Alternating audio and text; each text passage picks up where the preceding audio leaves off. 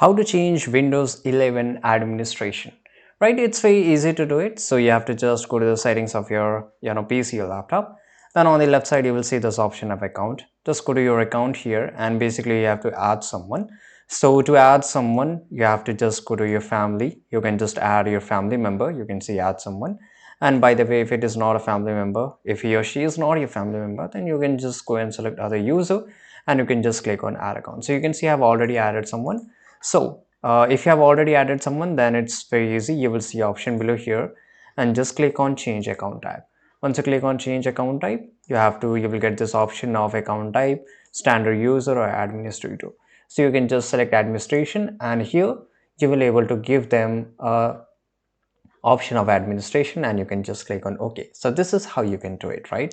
And by the way, to add an account, it's very easy. Just click on add an account, and here you have to enter that person email address, all right, our phone number, and basically he or she need to have a Microsoft account. Then only you will able to add him or her.